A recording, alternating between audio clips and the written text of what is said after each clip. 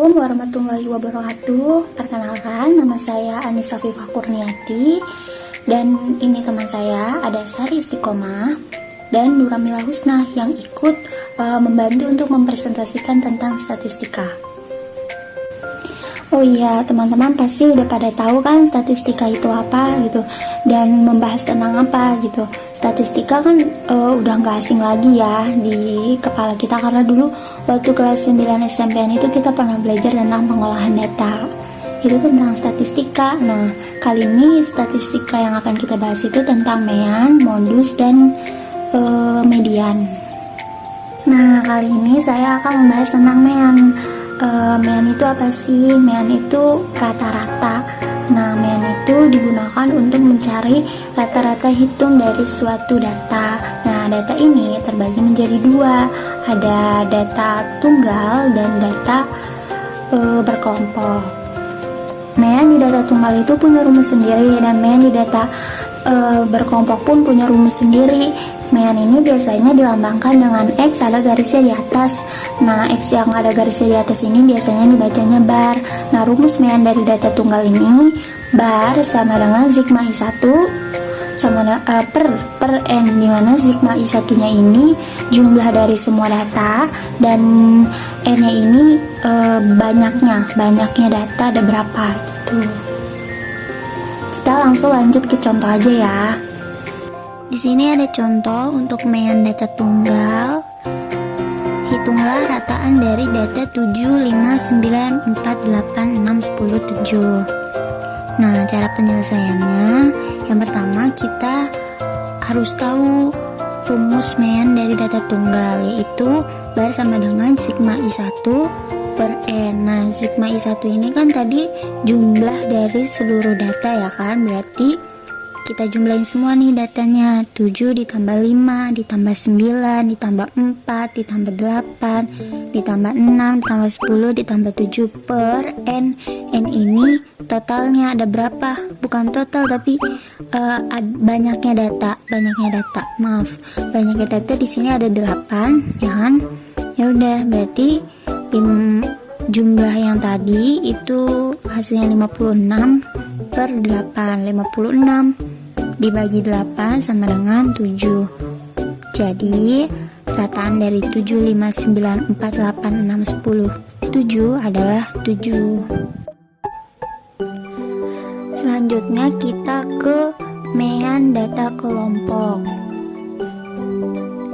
Nah, rata-rata hitung dari data kelompok itu juga ada rumusnya sendiri. Nah, mean dari data kelompok itu bar sama dengan sigma FI dikali XI per FI, dimana FI ini adalah frekuensi dan XI nya ini adalah nilai tengah data. Nah, untuk memudahkan pemahaman, kita langsung ke contoh aja ya teman-teman. Di sini di contoh ada data seperti yang ada di gambar. Teman-teman bisa lihat ya. Nah, ini bagaimana cara penyelesaiannya. Yang pertama, kita harus mencari titik tengahnya dulu. Titik tengah dari 52 sampai 58 itu kan 55. Terus titik tengah dari 59 dikali sampai 65 itu 62. Titik tengah dari 66 sampai 72 itu 69. Begitupun seterusnya sampai bawah. Kita cari titik tengahnya dulu. Nah, setelah itu kita lihat ke tabel frekuensi.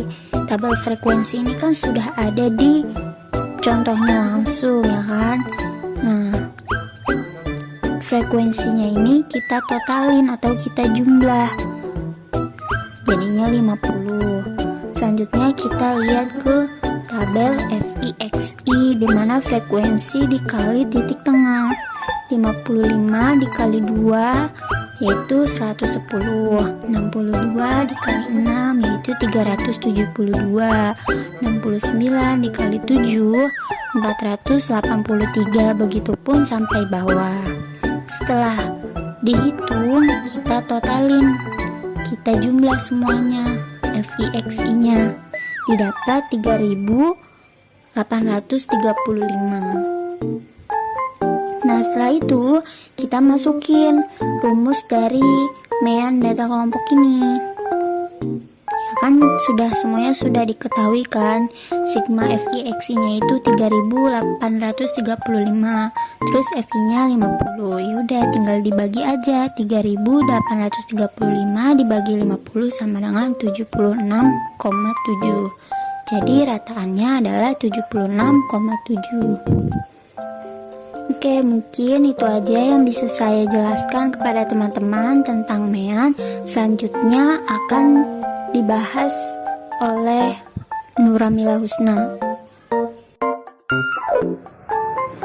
Selamat pagi teman-teman semua. Apa kabar kalian? Semoga tetap sehat selalu ya. Nah, sebelumnya perkenalkan terlebih dahulu, nama saya Nuramila Husna, NIM 23070190027, mahasiswa Tadris Matematika 5A, Institut Agama Islam Negeri Salatiga. Nah, apa sih yang akan kita bahas kali ini? Kita akan membahas mengenai median. Nah, apa itu median? Median adalah datum yang letaknya di tengah dari suatu data, tapi dengan syarat datanya sudah diurutkan dari yang terkecil sampai dengan terbesar. Nah, di sini ada datum.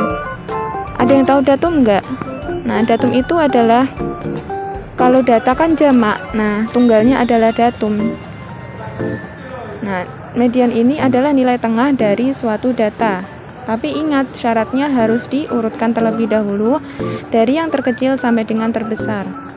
Nah, bisa dilihat di sini ada data tinggi badan dalam suatu keluarga.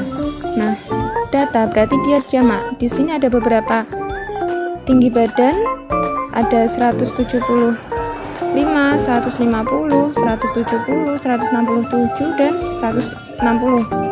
Nah, yang atas ini bisa dilihat, apakah mediannya 170? Salah. Nah, pernahkah kamu menemukan data yang tidak berurutan seperti gambar di samping? Perhatikan dahulu gambar di samping. Yang atas ini kan belum diurutkan. Nah, yang bawah ini sudah diurutkan. Berapa nilai tengahnya dan bagaimana cara mengetahui mediannya? Jadi kuncinya adalah masing-masing datum atau data ini harus diurutkan dari terkecil sampai dengan terbesar. Nah, ketika kita mempelajari median, kita akan menemukan dua buah macam data. Yang pertama ada data ganjil, dan yang kedua ada data genap.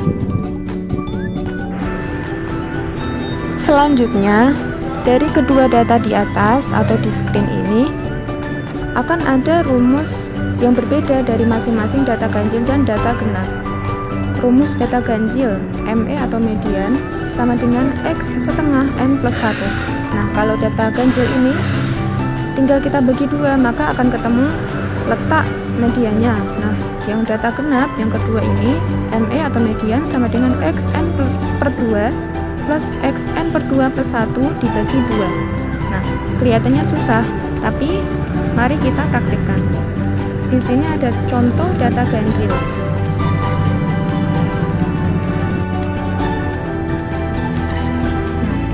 Dipunyai data sebagai berikut. Ada 7, 8, 9, dan seterusnya. Berapa median dari data di atas? Untuk menyelesaikannya, ingat, urutkan data terlebih dahulu. Sehingga ketika sudah diurutkan, akan didapatkan 3,4, 5, 6, dan seterusnya. Nah, selanjutnya karena ini data ganjil, sebenarnya sudah gampang, tinggal dilihat nilai tengahnya dibagi 2 kemudian ketemu. Nah, karena kita mempelajari rumus, maka kita akan buktikan ME atau median sama dengan XN plus 1 per 2. N-nya ini ada 13, datumnya ada 13, sehingga 13 plus 1 per 2, yaitu didapatkan X14 per 2 atau X7. Nah, letak mediannya ada di datum ke-7, maka diperoleh hasilnya yaitu 7. Lihat data ke-7, 3, 4, 5, 6, 6, 7. Nah, data ke-7 nilainya adalah 7, maka ketemu hasilnya yaitu 7. Nah, yang kedua ada contoh data genap.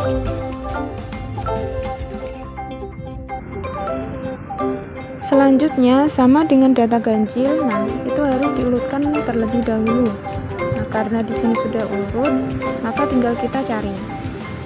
Di sini kita lihat 5, frekuensinya 9. Maksudnya apa? Nah, nilai 5 ini ada 9. Nah, nilai 6 ada 10, nilai 7 ada 12. Kan ini sudah urut, maka tinggal kita cari. Karena ini datanya ada 9 plus 10 plus 12 dan seterusnya. Nah, datanya kan genap. Jadi, jika kita cari nilai tengahnya, maka akan ditemukan dua tempat atau dua lokasi. Nah, kira-kira nilai tengahnya yaitu di data ini adalah X20 atau nilai ke-20 dan 21. Nah, nilai ke-20 sama dengan 7, 21 juga 7. Tinggal dibagi 2 sesuai rumus, maka sama dengan 7. Nah, nilai ke-7 yaitu 7, sama juga. Mungkin itu yang dapat saya sampaikan. Materi selanjutnya akan disampaikan oleh Mbak Sari Istiqomah. Terima kasih.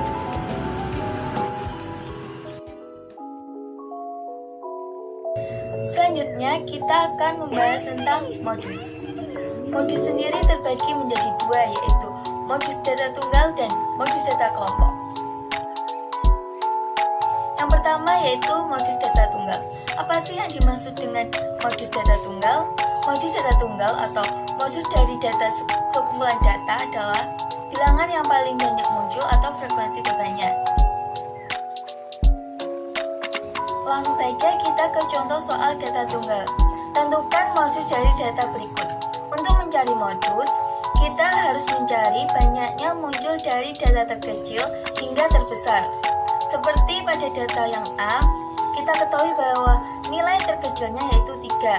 Kita cari banyaknya munculnya dari nilai 3 dan seterusnya hingga nilai yang paling terbesar yaitu 12.